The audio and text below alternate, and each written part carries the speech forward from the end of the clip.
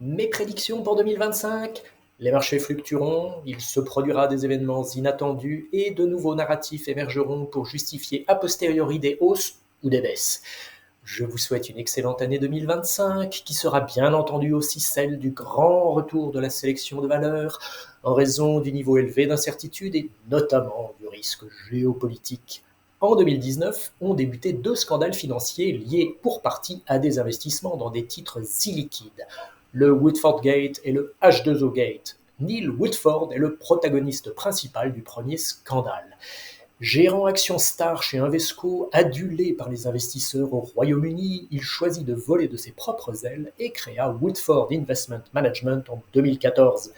Les investisseurs dans ces fonds ont beaucoup perdu et Woodford IM a été liquidé. Neil Woodford s'est livré à un exercice filmé de contrition dans l'espoir d'une rédemption. Il a même pleuré parce qu'il a vécu des moments très durs et que les médias ont été très méchants avec lui.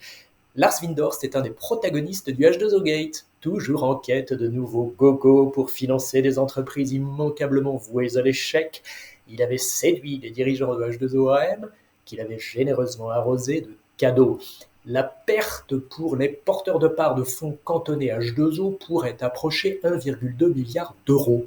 Lars a accepté de prendre la parole dans un documentaire du Financial Times et de répondre aux questions de Robert Smith et Cynthia O'Bourkou, qui avaient déclenché le H2O Gate en juin 2019. Il n'a pas pleuré, mais il s'est excusé. Il a affirmé qu'il avait remboursé H2OAM tous les ans depuis 2019 et a même prétendu qu'il continuerait de rembourser les investisseurs lésés avec les profits de ses nouvelles activités, même s'il n'en a pas l'obligation légale. On n'est pas obligé d'y croire, je n'y crois pas une seconde. Cliff Asness, le cofondateur d'AQR aux États-Unis, s'est livré à un exercice amusant.